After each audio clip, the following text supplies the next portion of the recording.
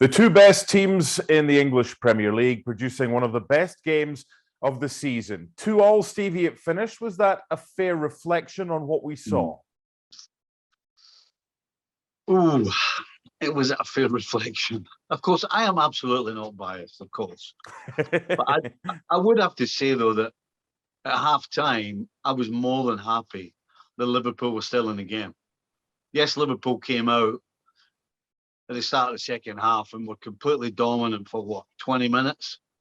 But then the last 20, 25 was a little cagey.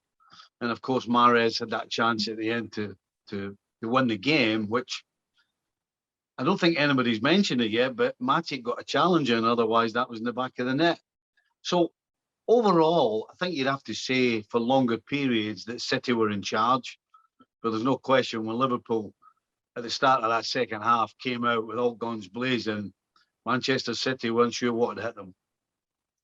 Start at the beginning, Kevin De Bruyne's goal after 5 minutes, and they had the chance just before that through Raheem Sterling. And we've seen City come flying out the blocks before. That wasn't a surprise. Liverpool were sluggish, though. Why do you think that was? I think you got to praise Manchester City. They absolutely took control of it right from the kickoff and put Liverpool under pressure. For the first time, I've seen particularly Van Dijk in the first half looking a little nervy on the ball. And it kind of spread through the team. They couldn't get out because, again, great pressing. But at the same time, anytime they did, they kept coughing the ball up and giving it away on the halfway line, and which, again, City ended up getting back after them. So, yeah, it was a very un-Liverpool-like performance in the first half. But the fact is, Liverpool could have scored two themselves. They did get one. It shows you how dangerous they can be. You know, again, both fullbacks combining, Robertson to Trent Alexander, who lays it back for Jota. And it's one apiece from absolutely nowhere. Jota also was through in the first half. Could have scored, could have put Liverpool 2-1 up, but that probably would have been a travesty.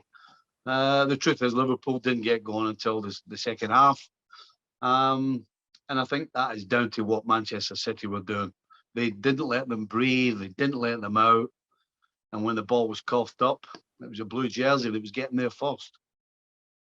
There were one or two eyebrows raised when the teams were announced. Gabriel Jesus starting for Manchester City. Pep Guardiola was asked about that, and he said he felt he was the right player for this type of game because he's played well against Liverpool before, and he put City 2-1 up after 36 minutes. The defending, not the best. The ball from Cancelo, brilliant. The finish, magnificent. Yeah, again, it starts with the ball. Beautiful ball from Cancelo. You know, he puts it in the space, and he's basically telling somebody to get on the end of it. And of course, Jesus has his eye on it the whole way. He's onside. Alexander-Arnold has no idea he's there. And then it's a great finish from there on in. So, yeah, a little bit of both.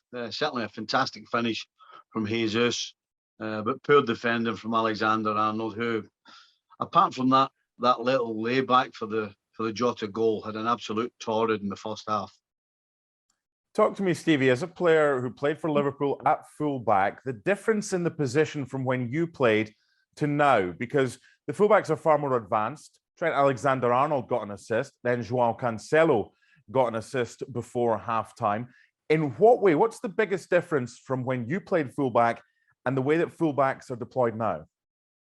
Well, with the top teams, the fullback is the majority of his job is going forward. It's pretty straightforward. You know, when previously it was about defending first, and what you gave going forward was the bonus. Now, particularly with Trent Alexander-Arnold, it's, you know, what you're going to give is going forward, and if you can defend, then that's great. We don't know what was said at halftime by Jurgen Klopp, but I can imagine it was something along the lines of, this isn't you. This isn't the team that got within a point of Manchester City. This isn't the team that's going for the quadruple. Let's see what you've got. And within 47 seconds of the second half, Sadio Mane made it 2-2. Well, there's two things. There's absolutely no question that Klopp would have burned a couple of years, that's for sure. At the same time, I'm sat myself thinking about it, and the first thing that came to my mind is, well, it can't be any worse because Liverpool were poor. That's as poor as I can remember them being, this particular set of players. So in my head, I'm thinking, well, they can't be worse. So you ally that to a good chewing out from the manager, a few home truths probably, directed at 2 or 3 players, with the rest listening in. And then you get the response that you're looking for, which Liverpool gave in as I said, the first 20 minutes, because the game, no surprise, physically dropped a little bit, probably about 65 minutes in. Both sides had expended a lot of energy, and of course you're now looking towards the end of the game, and at 2-2 you don't want to make a lot of mistakes, and quite frankly nobody did make any mistakes until that last gasp chance that Mahrez had, that, as I said, thanks to Matip's big toe, ended up going over the crossbar. City thought they'd gone 3-2 up with Raheem Sterling, but VAR ruling it offside. And there were chances. It wasn't as end-to-end as it was in some stages of the game. Who'll be the happier coach at full time, a point apiece, after what they saw? Wow. That's a tough one. In some respects, it should be Klopp, because at half-time, he's thinking, what's going on here? At the same time, Guardiola at half-time is thinking, we should be further ahead than we are. But after 10 minutes of the second half, Klopp's thinking, we can go on and win it. And Guardiola's thinking, wow, are we going to try and get the initiative back? I mean, you're talking about emotions that sway one way and another, to the fact that I think at the end of the game, Guardiola should be the happier. They are sitting at the top of the league. It's in their hands. And if somebody said to him before the game, after this game, the title is going to be in your hands, he would have taken it regardless. I'm going to read you out, Stevie, the last 7 games and the opponents for each side. Tell me which set of opponents you would prefer. Who has got the easier run-in? Is it Brighton, Watford, Leeds, Wolves, Newcastle, West Ham and Villa, or Man United, Everton, Newcastle, Spurs, Villa, Southampton and Wolves?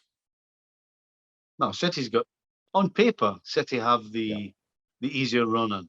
The problem is the game's not played on paper. You only have to think of Liverpool when they were on that incredible winning streak. I think it was the last season, maybe the season before, and they lost 4-0 to Watford. Who saw that coming? So on paper, you want City's run-in. Unfortunately, you have to play the games, and things can go wrong. And they can go wrong for Liverpool as well. So, yeah, right now you take City's fixtures, but you still got to turn up, you still got to play your football, and you still got to win the games. What's more likely, a City treble or a Liverpool quadruple?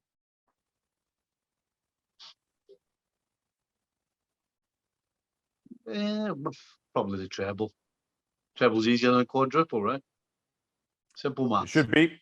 It should be. It was a super game, and Liverpool came back and got a 2-2 draw. It still leaves them 1 point behind Manchester City, who could have been out of sight at half-time. This title race is likely to go all the way down to the wire. At the Etihad on Sunday, Manchester City 2, Liverpool 2. Thanks so much for watching ESPN on YouTube. And for more sports highlights and analysis, be sure to download the ESPN app. And for premium content and live streaming, subscribe to ESPN Plus.